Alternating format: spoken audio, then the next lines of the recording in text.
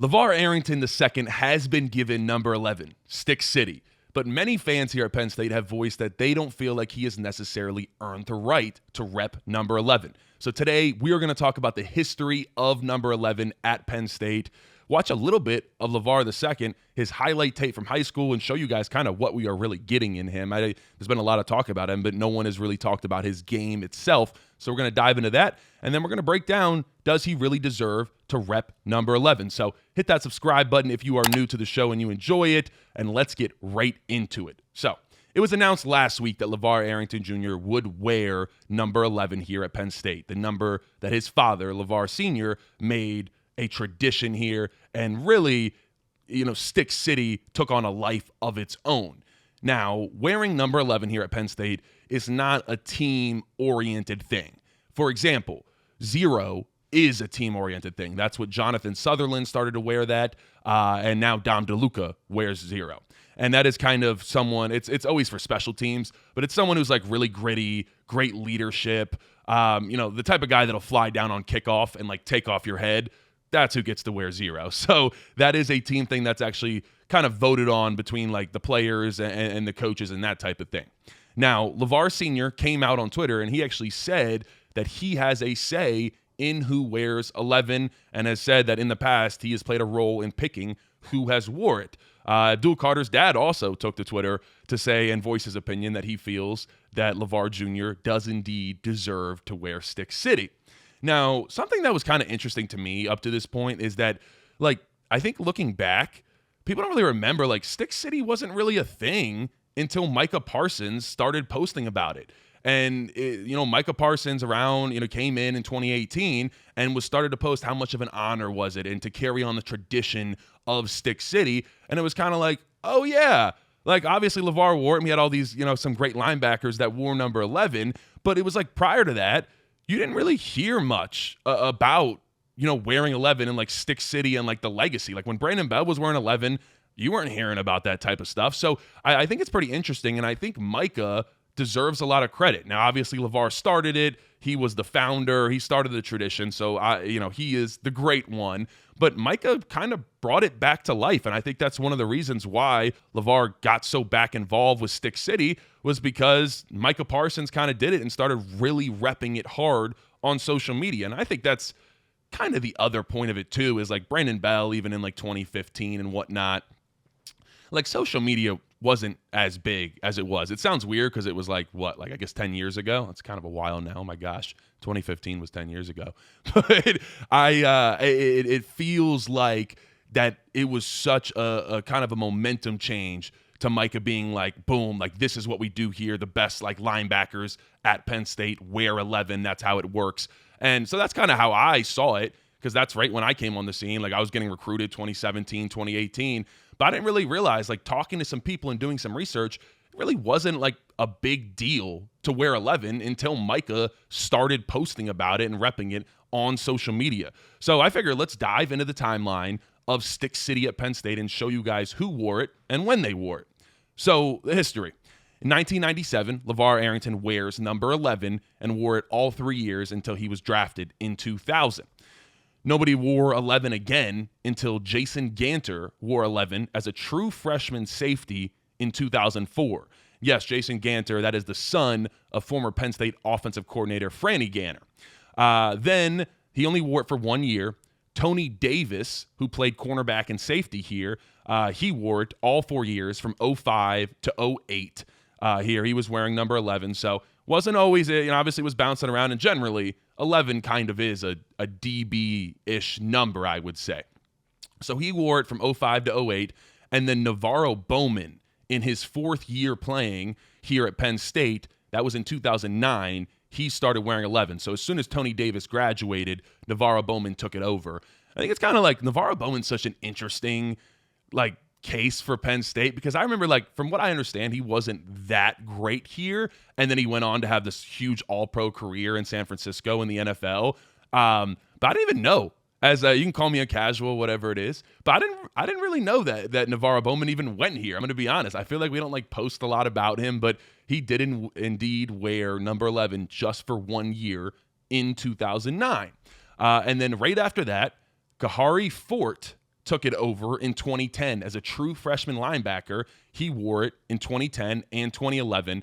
And I was doing the research, and I'm like, because I'm going year by year looking at who wore 11 on the roster, and I see that he wears it 2010, 2011, and then I go to 2012, and no one's wearing it. I'm like, where did Kahari Fort go? Well, I realized that was 2011. Obviously, everybody got the option to transfer out with no punishment or anything like that after the scandal happened. So Kahari Fort did indeed take that out and went out and transferred to Cal. So after that, nobody wore it so no one wore it after 2011 until Brennan Bell began wearing it in 2015. That was not until his third year in the program. So he wore it his third year in 2015, and then he also wore it in his fourth year in 2016. No one wore it in 2017, and then obviously here comes Micah Parsons wearing it in 2018. And that is when, like I said, really started posting about it, making a big deal. That's when I feel like we started to see the graphics of, Stick City, all that type of stuff, and took a life of its own. Then nobody wore it in 20. Obviously, Micah was kind of on the team, not really in 2020 with the whole COVID situation. So no one wore it in 2020, and no one wore it in 21. And then Abdul Carter came in 2022 and obviously wore it right away. So first off, I think the argument that LaVar Jr. can't be given number 11 off rip is kind of a pointless argument because the past two people to wear 11 both got it the day they stepped foot on campus. So it doesn't, like, that argument, I get it. I generally think that comes from the fact that people are like, oh, it's LaVar's son, so he doesn't just get to have it. He's a pretty talented cat. I mean, he's higher rated than Abdul was, and Abdul got it. So I don't really get the argument. And really, at where we sit right now, there's no one that necessarily deserves it. I think obviously the candidate would have been Tony Rojas, but he didn't really have the year that everybody thought he was going to have. And I don't really, like I said, I don't think he really has a claim to it after last year. And at the end of the day, like, yeah, it's LaVar's son. I think he kind of will get, he deserves the nod for what LaVar has done. But like I said, he is a good player in his own right. And listen, if you're still feeling, you're like, I don't really care, he still doesn't deserve it. I felt the same way with Abdul Carter. When Abdul came in, and I told this story on the channel before, but when Abdul Carter came in, he was wearing 11. We were like asking the coaches, we were like, why does he get 11? Like, what has he done? Is he going to be good? They're like, yo, yeah, just wait. And so we came out, first couple day of pads, we go into this drill, boom, I pancake Abdul. And I hit him with the, you're not Micah Parsons, bitch.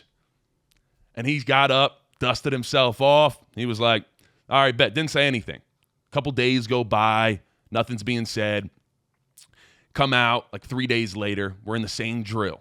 Abdul's, like I said, true freshman, just got there. It's that summer camp time. Everybody's going through it. Blow the whistle, comes out, boom. He strikes me under my chin.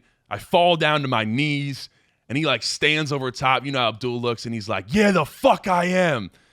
And that just told me that Abdul was different. I was like, okay, this guy has a different mindset. I will concede that he deserves to wear number 11. So obviously we saw what Abdul Carter did. I am not saying that LaVar Arrington Jr. is Abdul Carter or LaVar Arrington Sr. by any stretch of the means, but I still think he's a very talented player. And like I said, I don't know. There's really no one else that necessarily deserves it. So I think it's hard not to just give it to him. And I get it. Like, his dad has done a lot for the university. He's probably the most recognizable player. So some people would see it as like a tragedy if his son did not rep the same number as him. Now, what I will say is I think it's going to be hard. Like, and it might be like, he might be fine with it. LaVar Jr. might be completely fine with it. But, playing the same exact position as his dad, he has the same name as his dad, and now he's going to wear the same number as his dad, who was arguably the greatest player to ever play at Penn State. That is really hard to live up to.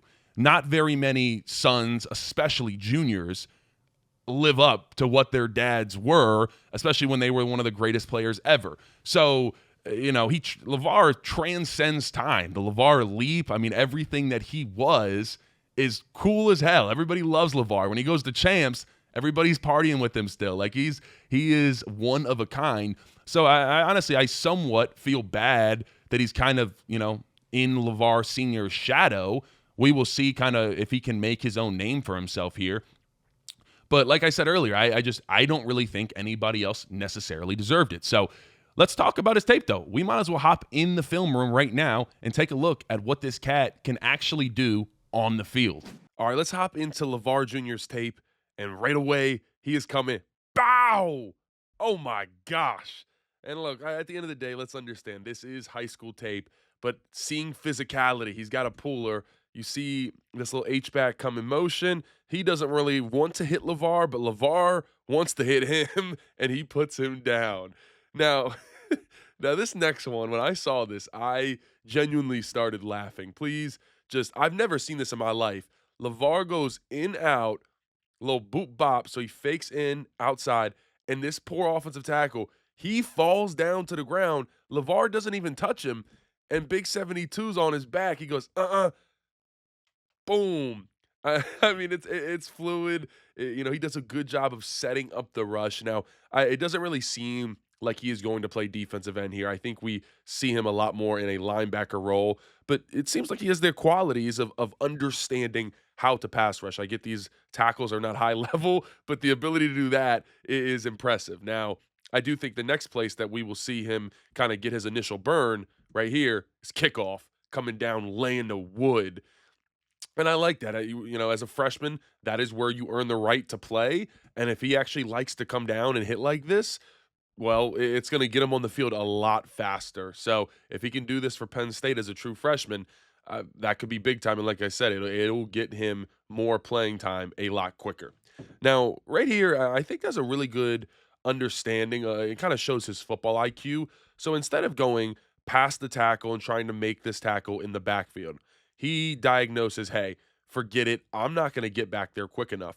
So he decides to shoot down the line and then just explodes. Now, this kind of reminds me of his dad a little bit. Watch out. When he decides to go, he flies, and then boom, he takes out his own teammate and the running back.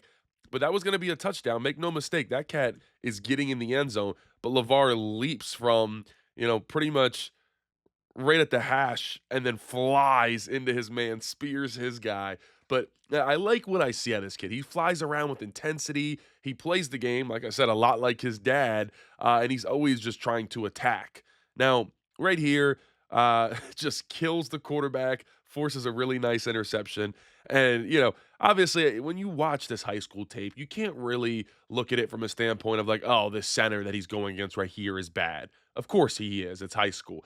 But I just like to see the ability. He fights through two different blockers, and then it's accelerate. It's go hunt, put my head down, and punish the quarterback. So overall, you don't really study the game itself, but the qualities of the player, I love what I'm seeing. I love the intensity. I love the fact that he is laying out. You see, he is in midair driving the quarterback into the dirt. It's fun to watch. And then this last thing, like I said, I think he's a pretty talented edge rusher. Watch him set this up.